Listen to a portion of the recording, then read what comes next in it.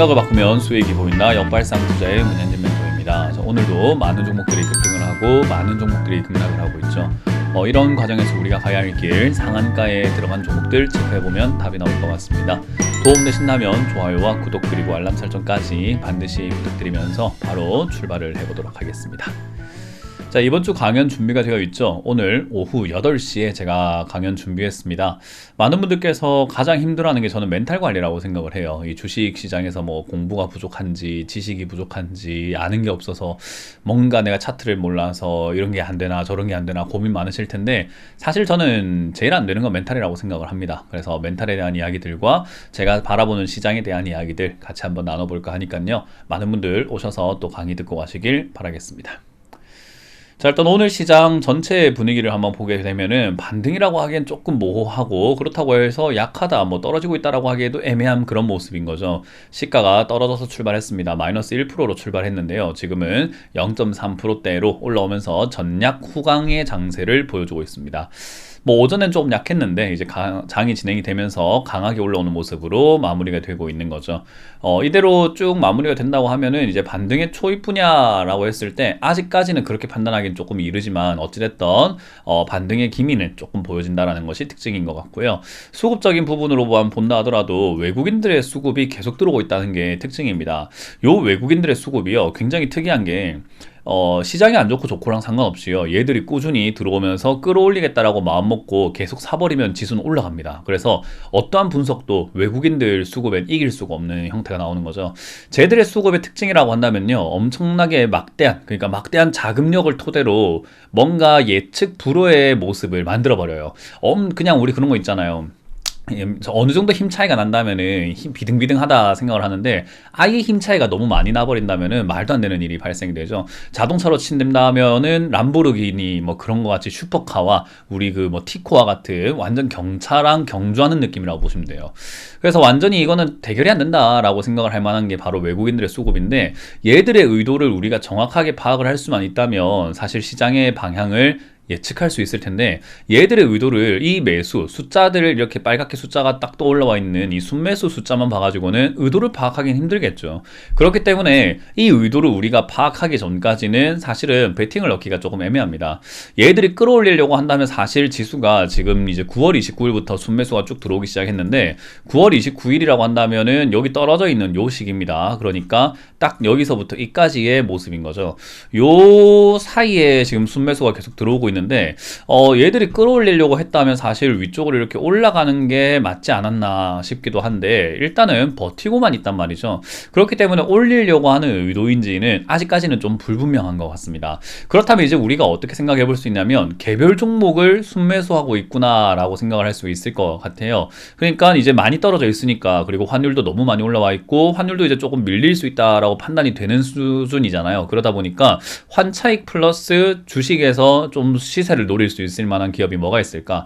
경기 침체가 오지만은 그래도 굳건한 대기업 쪽이 아닐까라는 거죠. 그래서 이 대기업 쪽으로 수급이 들어가기 때문에 코스피는 방어가 조금 잘 되지만 코스닥은 살살 밀리는 그런 현상이 나타나는 것도 그런 것 같고요. 수급만 하더라도 역시나 이 코스피에서는 순매수가 들어오고 있지만 코스닥에서는 순매수가 그렇게 막 줄지어서 들어오고 있지는 않잖아요. 그런 걸 생각 한번 해보면 외국인들이 지금은 좀 이제 탄탄하고 펀더멘탈이 좋은 그런 기업들에 투자하는 것 같다. 예를 들면은 삼성전자가 되겠죠. 그래서 대표적으로 이제 삼성전자와 같은 우리나라 1등 종목, 요런 종목에 이제 순매수가 들어올 것이고, SK하이닉스와 같은 이렇게 우리 꾸준히 알고 있는 강자, 절대 강자들에게 투자 자금이 몰려 들어오고 있다. 그리고 이제 셀트리온과 같은 이런 기업들도 마찬가지겠죠. 제약 바이오 쪽도 지금은 실적이 좋기 때문에 들어올 수밖에 없는 그런 부분이고요. 뭐 물론 이렇게 한국전력과 같이 지금 이렇게 좀 리스크가 있고 주가가 많이 빠져 있고 이런 기업들, 리스크가 있는 기업들에는 매수세가 좀 들어오질 않고 있는 모습인 겁니다.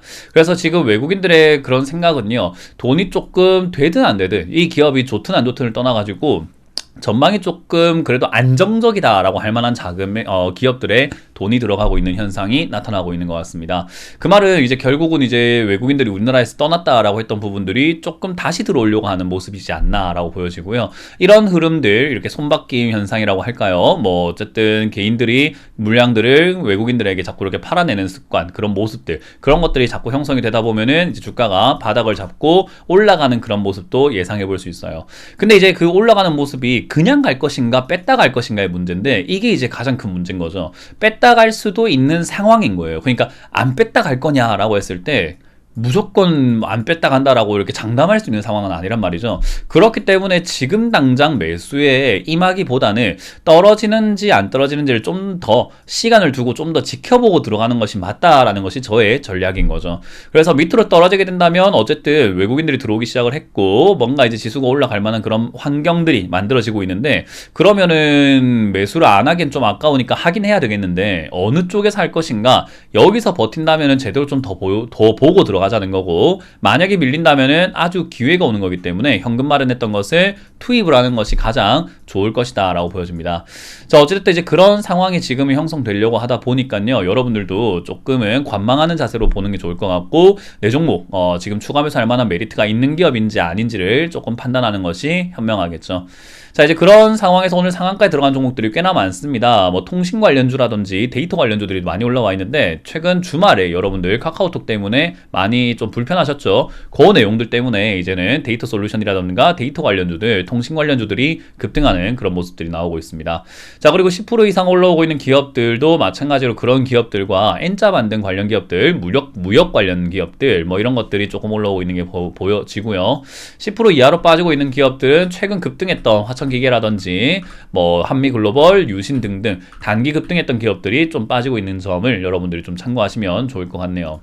그렇다는 말은 오늘 올라오고 있는 이런 단기 급등주들도 다 단기간에 내일 바로 빠질 수 있으니까 조심하셔야 된다는 거고요. 먼저 인디에프부터 체크를 한번 해본다면요, 인디에프가 이제 오늘 올라온 뉴스가 있는지 먼저 확인해 볼 필요가 있을 것 같은데요.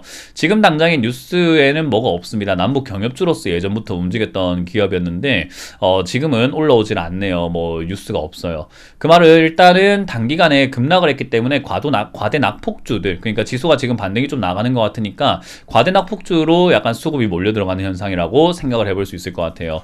기업은 예전부터 이제 의류 관련 기업이어가지고 이제 개성공단 이런 쪽으로 엮여가지고 남북 경협주로 엮여 있었는데요.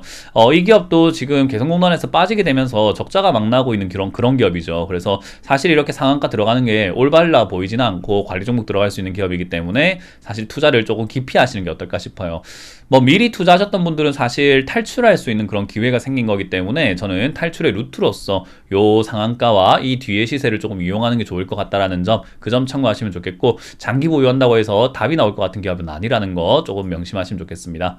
자, 그리고 한국정보통신입니다. 이 뭐 공인인증서 관련 기업이었고, 이렇게 뭐 애플페이라던가 이런 기업으로 엮여 있는 기업인데요. 한국정보통신도 오늘 역시나 애플페이 그 관련 기대감으로 상한가에 들어갔다는 뉴스가 보여집니다.